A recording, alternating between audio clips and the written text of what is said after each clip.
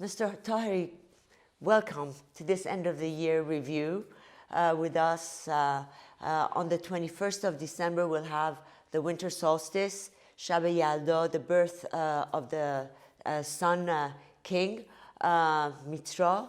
Then we have Christmas on the 24th. Before that, we've got Hanukkah, the festival of lights, and our Jewish Iranian friends will be celebrating that. And then Christmas on the 24th and the Armenian Christmas on the 6th of January. So looking back at 2019 and this year that has passed, what are the headlines that stand out for you? Well, before I answer that, can I remind your viewers that Iran is the only country in the world that for over 2,000 years, 2,500 years, has been home to all known religions. You know, just imagine any date in history. The only place that the Jews could be protected was in Iran. The only place that Mitraists could really shine was in Iran.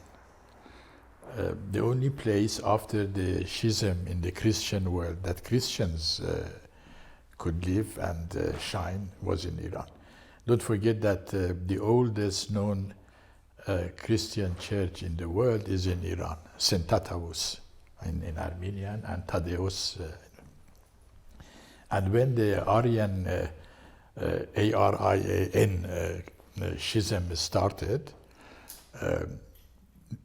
tens of thousands of Christians had to escape the Roman Empire and come to Iran, and they called them the Persian party, to say that, you are traitors, because they were just escaping with their lives, not to be killed, because of, the dispute about whether the son is from the same substance as their father, and so on. Afterwards, there was a persecution of the supporters of St. Paul, who thought that St. Paul is the real architect of Christianity. They also escaped to Iran and settled mainly in Azerbaijan. You have, for example, this city of Beylagan in Azerbaijan, which is Polikan, where the Poles, supporters of St. Paul lived. So Iran has always had a history of not only religious tolerance, because tolerance means you accept something that you don't like.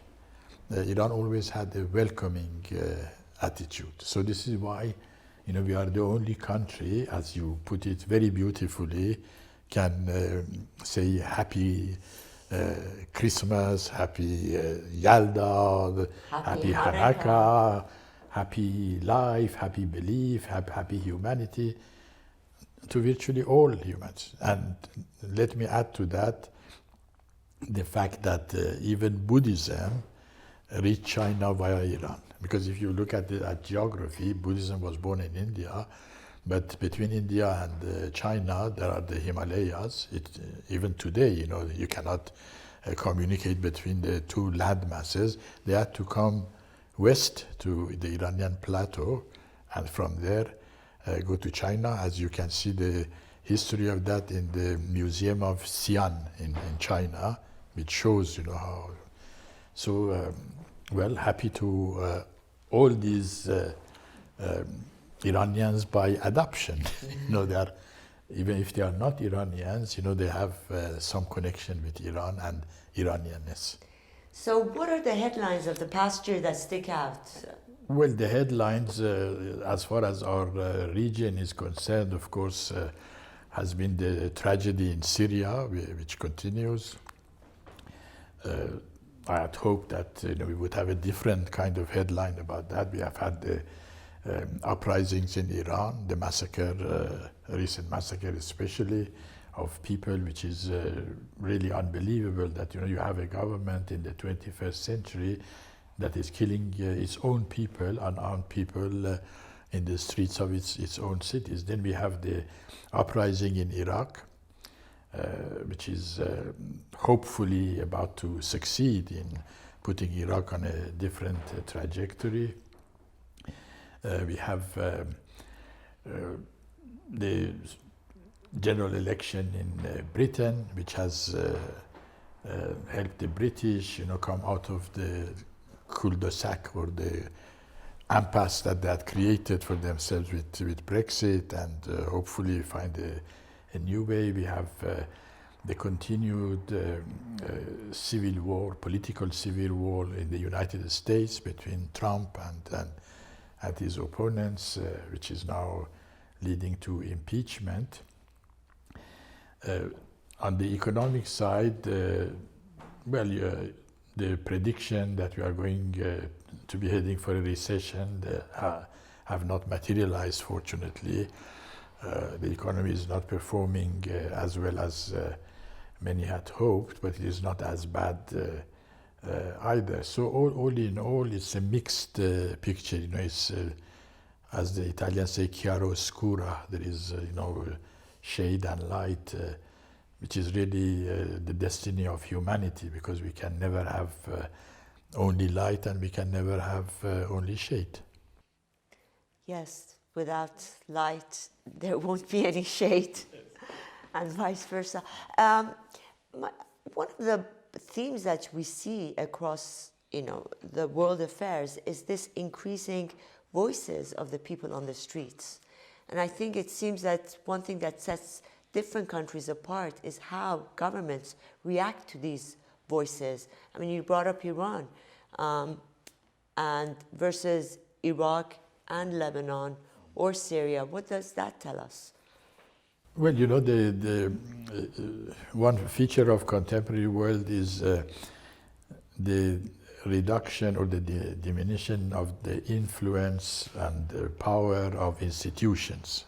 First, international institutions like the United Nations, even World Trade Organization, NATO, the European Union, the Arab League, the Organization of Islamic Cooperation. I said all of them, Organization of American States, all of them are less important today, and they have lost a lot of their authority and prestige. In individual countries also, the government, formal government, that is, the presidents or the cabinets or the parliaments and so on, have also lost a lot of prestige and are being challenged all the time. And the reason is that in most countries now, what we used to call ordinary people are more vocal than before. And new technology, internet, etc., enables people to express themselves. Now you have bloggers who have more readers than any newspaper, in many countries. You have individual, ordinary people, quote unquote, who are more influential than any politician. How to manage this transfer from institutionalized organization of politics to non-institutional organization of politics, because the society cannot live without politics, although some regimes still hope so, like North Korea or the Islamic Republic in Iran, or to a lesser extent in Zimbabwe under Mugabe and so on. But politics is important, it's the really bedrock of human existence, and how to organize it, how to use it to solve the problems of society is really the question now, because the ordinary institutions do not respond to the problems anymore. We talked about people coming, changes that are happening on the streets. Certainly, as far as Iran is concerned, there has been a marked shift within the policy of the United States towards Iran, the vocal policy of support for the people. For the first time, they're bringing the voices from the street and the voices of the opposition into their thinking. But also, Europe, we've seen a marked shift in its position towards the United States and also Iran. With the departure of Mrs. Mogherini, where do you see that trend happening and going? Well, I think if you are talking of the European Union, their positions as far as Iran is concerned, or as far as the Islamic Republic in Iran is concerned, is getting closer to the United States position, because they have realized that the present regime in Iran, whether good or bad, cannot play the game of international politics in a normal way. And Mr. Khamenei, the supreme guide himself, says, those who think that we will become a normal regime are wrong. We will never become a normal regime. And when you say you're not a normal regime, means you don't accept international norms of behavior, you don't recognize international law, which is a conspiracy by Zionists and the world arrogance, as they call it. So the Europeans are beginning to understand that. One example of it was the effort by President Macron of France to help the Islamic Republic secure the $60 billion that the Islamic Republic thinks it needs just to float, just to survive. Of these $60 billion, Europe was to arrange $15 billion of it, and Macron really wanted to do that. Another 15 billion would come from taxation inside Iran, like the increase in the price of petrol, and soon the increase in the price of electricity, water, gas, and other things. A new tax on Iranians leaving the country, etc. Another 15 billion would come through illegal export of oil, smuggling via Iraq, Turkey, which has always been going on, and another remaining 15 billion in a kind of barter trade with China, Russia, India, etc.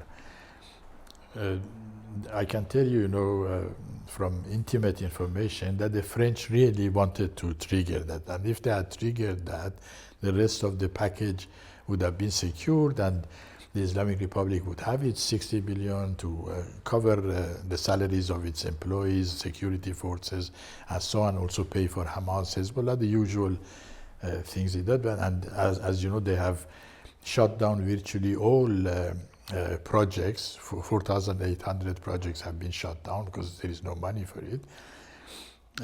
But the only thing that the French demanded was first for the Islamic Republic not to go for these shenanigans about the so-called nuclear deal, saying, we are suspending this, we are suspending that, and so on. And secondly, to agree to open talks about two of the issues that the Americans are very concerned about. One is the sunset clauses in the so-called Barjam or CJPOA, and the Islamic Republic at first accepted it. Mr. Zarif accepted it. He went to France, and said it, but then Mr. Khamenei vetoed it. So even that, it says, I'm trying to help you. He said, no, I don't want you to help me. This is the problem. So we are back in the same impasse as before. It seems that at first, after the protests and the shutdown of the internet, all the accusations were directed against mercenaries, people from outside of Iran, monarchists, MEK, of creating these protests.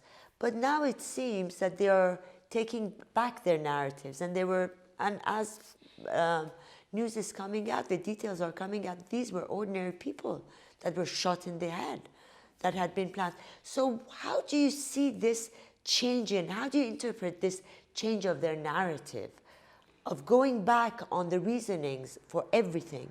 Well, as you surely know, I believe that Iran does not have a government in the ordinary sense of the term. There are various groups and various mafias, if you like, who, like in the story of Mullah Nasreddin, they pull this rug this way and that, and the rug stops at one point. There is no discipline. You have the military leaders making speeches about the economy. You have the economists making speeches about military affairs. You have the mullahs making speeches about music. You don't know who is in charge. This is the problem. Therefore, the Islamic Republic does not have a unified narrative on anything, really, and because there is chaos, there is a vacuum of legitimate power in the regime, and since they don't have any strategic vision, they want to live on a day-to-day basis. Today they say something, tomorrow they say something else. So they cannot be trusted, either for better or for worse. If they say we are your friends today, they may be your enemy tomorrow. So what is important about the recent massacres in Iran is for the world to establish the truth of what happened independently of what officials and semi-officials in the Islamic Republic say. And for me, this can only be done through the International Committee of Red Cross, with which we have an agreement signed under the Shah, and under that agreement they could come and examine and inspect all the prisons in Iran, political or non-political, and the general situation of human rights and so on. We have also under the Shah an agreement with Amnesty International, signed by Martin Ennels, who was at that time head of the Amnesty, and by Anne Bailey, who headed the mission. I don't know where she is now, which means that there are mechanisms for establishing the truth. A fact-finding mission goes to Iran, interviews everybody. For example, today or yesterday, the Interior Minister gives a fantastic version of how they shot people in the head and in the foot and so on. Before that, head of the National Security said nobody was shot by us. The commander of the Revolutionary Guard said we were not even there. So we have to establish the truth. And once we have established the truth, find out who was behind these crimes, because these are crimes against humanity. And the case of the incident in Mahshar or Bandar Mashur of our time, it is really a war crime, because you had a military unit going into a forest and killing unarmed people with anti-tank weapons, rockets, and bombarding them with drones. This is a military affair. The truth of what happened must be established. And the Islamic Republic, in its present form, cannot establish that truth. And it's not the fault of individuals. The system does not have the mechanism for that. It doesn't work. So going forward, what do you think? Is there hope, or are we going to see an Islamic Republic that is more violent, and the people who are also louder, but more clashes? Well, I think more clashes are possible. I don't think the Islamic Republic can get more violent, because they have had a really serious shock. They have been shaken.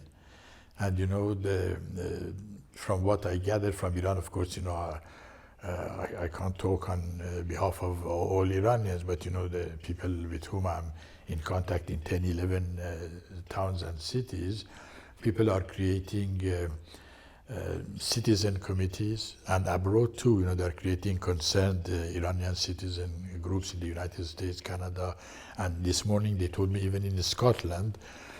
So there is the beginning of an organization that is beyond political and ideological divisions. It's not a question of monarchist or MEK or I don't know, Republican or Mossadegis or whatever, because Iranians are beginning to realize that all of them are in danger, regardless of their political persuasions. And they are also becoming aware of the fact that the problem Iran faces is the prospect of systemic collapse. The whole system could collapse, and the country could be ungovernable. So, these units could be small units of a future government, which would have to be a coalition government, coalition of all forces. Iran has become like a big faculty of political science. People are learning, And this is actually a good development. I receive messages, for example, tell me what does this term mean, what does that term mean. They are beginning to, as if working for a bachelor's degree in politics. And this is a big progress because people who are politicized beyond partisanship would be able to run their country. One of the problems the Islamic Republic has is that they have many people who pretend to be theologians and experts in Sharia, Islamic law, and so on, but they have very few people who understand the art of politics. This is a different kind of skill. And you know, the ordinary people in Iran, ordinary again in quote unquote, are beginning to understand. For example, you know, under the Shah, say if, you know, I traveled a lot in Iran, but outside top government employees, nobody was interested in politics and knew anything about politics. If you wanted to create, say, a local political leadership in, say, Boroujerd, you wouldn't find anybody. But now you can. Everywhere in Iran, even the small, you know, I'm surprised that sometimes I get messages, you know, sometimes with video things from, say, Borazjan, you know, the smallest cities. These people are eloquent, they know how to analyze, they know what is right, they know what is wrong. Therefore, you know, the present system, the present regime does not reflect the reality of Iran. The Iranian society is a mature society, it's a creative society, it's an optimistic society, it's a future-oriented society. And then, on the other side, the people who are ruling Iran, look at their faces. Ayatollah Jannati, Ayatollah Khamenei, Ayatollah Khatami. I don't know what this is. They just don't look like Iranians. It's like Iranians of today. And this dichotomy, this division between society and rulership cannot continue for long. And so you talked about faces and going forward and Iranians being hopeful. What are the faces we should be looking out for, and what are the issues that we should be looking out for in 2020? Well, I think there has been another showdown between the Iranian society and the present regime.